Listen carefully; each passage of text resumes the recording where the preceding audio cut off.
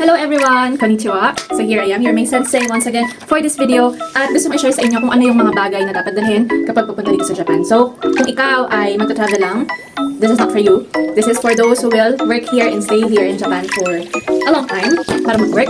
So, ito yung mga bagay na inanda ko at dinala ko nung ako ay papunta dito sa Japan. So, para sa mga kapwa kong ALT na alam kong parating na rin dito, alam ko nag-prepare na kayo. At kasabihin ko rin yung mga bagay na dapat hindi nyo nang dalhin kasi experience ko na. Grabe, ang dami kong dinalang gamit nung time na yun. So, ito na. So, on my list, unang-una is Bible, syempre. Kapag nakakaranas tayo ng homesickness, syempre, nandiyan na yung Word of God, yun talaga makakapag-renew nung hope natin, nung purpose bakit tayo nandito. So, next, PSA ng mga kapatid or yung kapamilya kasi alam ko gagamitin yun para sa tax exemption. Next is driver's license. So, sa amin, required siya. So, dala talaga yung driver's license ko. Even na meron kaming IDP or International Driver's License, dala ko pa rin yung driver's license ko from the Philippines. And then, nagprepare ako ng vacuum plastics para sa mga damit ko para mas madali siyang para mas compact yung pagkakalagay sa maleta. Meron itong canned goods pero hindi ako nakapagdala kasi nga mabigat siya. And noodles, yung noodles very helpful yun. Hindi siya mabigat and at the same time, syempre tipid, diba? Utensils. Nagdala ako ng isang pares lang naman ng kutsara at saka ng tinidor. Kasi syempre pagdating mo dito, hindi ka naman makakalakwat siya agad papunta sa hindi mo pa alam kung saan yung mga bilihan. So, nagdala ako ng isang pares ng utensil. And then, meron listahan dito na magdala ng big wallet for yen pero hindi ko na yung nagawa kasi wala akong mahanap. Nagdala ako ng alcohol pero okay lang naman kahit kayo magdala kasi marami naman dito mga hindi sa marami pero walang masyadong makikita mga alcohol dito pero malinis naman. So, parang hindi mo maramdaman yung urgency na lagi mag-alcohol ng mag-alcohol. Pero kung sanay ka talaga na lagi nag-alcohol, you can bring one bottle. Next is Philippine flag para sa pag magpapakilala ka sa mga ALT, pwede siya maging extra.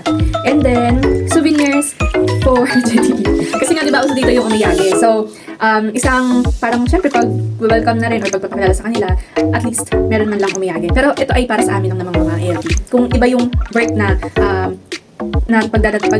work na gagawin dito, depende sa inyo. And then, next is blower, hair iron, or curler. Dahil kailangan, or tuwing lalabas ka ng bahay, hindi pwedeng yung ginagawa natin sa Pilipinas na basa yung buhok mo. So, kailangan, lalabas ka tuyo na yung buhok mo. Kaya, kailangan meron kang hair blower. Ako, wala akong hair blower na dala, pero meron akong dalang curler. Pero marami namang mabibilan dito. So, kung may budget ka, pwede ka nang bumili dito. Pero kung meron kang mabibilan na mas mura dyan sa Pinas, pwede ka nang magdala dito. And then, 1 to 2 winter jackets. Nung dumating ko ito spring, sobrang lamig pa nun. Akala ko kaya ko na. Pero, wala akong dalang winter jacket. So, bumili ako sa Osaka ng isa. So, kung may mabibili ka dyan na mas mura kasi medyo mahal dito, magdala ka na. Ayan. Tapos, manicure set. Mahirap maghanap dito yung kulay pink, tsaka yung kulay red, yung palinis ng kuko. So, yun, magbaon ka. At saka mahal dito magpalinis ng kuko. Next is toothpaste or toothbrush. Siyempre, yung dadala ka ng toothbrush mo. Toothpaste, siguro yung unang month na nagagamitin mo. Pero, marami namang mabibili dito. So, it depends on you. Hindi mo kailangan mag-stock ng dami. And then, shampoo, conditioner, soap, cotton. Dito sa shampoo, conditioner, mistake ko to. Kasi, ang dami kong dinalang shampoo, conditioner, at keratin. Kasi, yung mga napanood ko or nabasa ko, sabi nila ay matawag na to. Siyempre, mahirap mag-adjust, di agad makapag-adjust yung anak natin. So, nagdala ko ng marami. Kaso, nung pagdating ko dito, napansin ko, habang ginagamit ko yung shampoo na dala ko, grabe, nagbabalakubok talaga, sobrang lala. So, ang ginawa ko, naganap ako ng medicated, shampoo, para mapigilan yung dandruff. Which is, nakatulong naman talaga siya. And yung mga baon kong maraming shampoo, dito siya ginagamit. Ang ginagamit ko na lang yung conditioner at saka yung keratin. So, yun, huwag ka masyadong magdala ng maraming shampoo. Next, sinigang mix, tsaka yung mga cubes. Kasi, hindi ko alam kung meron to, siguro sa mga Filipino store, pero dahil sa wala akong nakita Filipino store dito na malapit sa akin. So, ang laking bagay na marami akong dinalang nor cubes at saka yung sinigang powder. Lalo, favorite ko ang sinigang. So, kung ikaw may libre ng sinigang, magbakan ka ng marami. And next, medicine, vitamins. Lagi na sinasabi, yung magpapalit daw ang panahon, magkakasakit. Pero, tinakanya ng kanya ng katawan yan. So, ako ang dami kong ginaang gamot, vitamins, at saka yung Lizet, Biogesic. Pero hindi ko sila nagagamit. Thank God kasi hindi naman ako nagkakaroon ng sakit.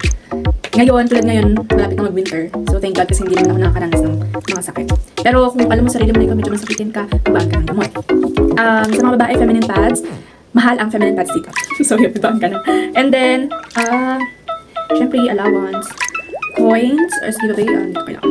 pictures in business attire. So, sa amin require or hindi naman require pero parang reserve na lang for formal picture. And then, facial cleanser, moisturizer, marami dito. Pero, expensive. So, para mas tipid, sa tingin ko sa akin mas tipid. Mas makakatipid kung dyan na kayo bumili ng sunscreen. Ay, hindi, medyo mura ng sunscreen dito. Pero yung moisturizer, facial cleansers, for the start, habang wala pa kayong budget, so magbaon na kayo ng galing sa Pilipinas. And then, decent clothes. Syempre, yung damit, hindi naman kailangan sobrang daming dalang damit. I-consider mo kung anong month or kung anong season ka darating dito sa Japan. So, syempre, kung malamig ka darating dito, pagandaan mo talaga. Kung mainit naman, hindi mo kailangan magdala ng mga long sleeve. Pang yung saktong pang summer kasi sobrang init pag summer talaga dito.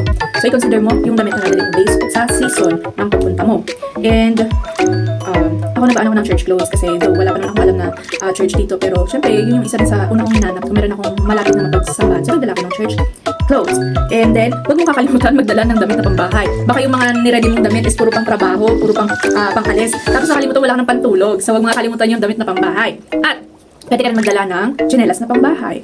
And then, bigas. No, bawal na ang bigas. So, ako, toyo. Sabi nila bawal daw yung vinegar. Pero may nagsabi sa akin, pwede daw. Gusto wala akong dalang vinegar. Dala ko lang ito yung nakasashay. Pero kung uulitin ko, pwede ko yung suka ko. Kasi, meron naman silang suka dito. Pero, syempre, iba pa rin yung kasanayan mo sa Pilipinas.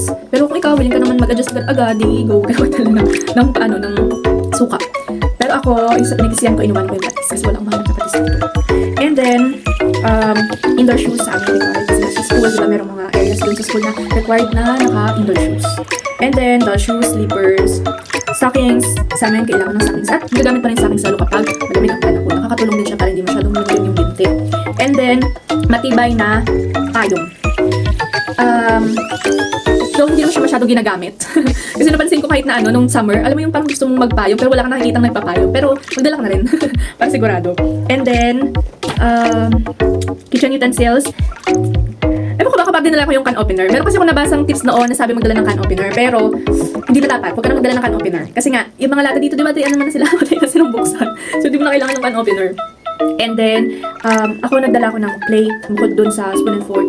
Isang plate, isang mangkok, tapos, isang baso. So, syempre yung mga basic utensils na gagamitin mo pagkakain ka. And then, nagdala rin ako ng sarili kong kumot, ng unan. Syempre, diba, kailangan komportable kung matutulog. And, nagdala rin ako ng sunscreen. Actually, hanggang ngayon yung sunscreen ko na galing sa Pilas, 7 months na, meron pa rin. So, nakakatipid ako kasi hindi ko na kailangan bumili.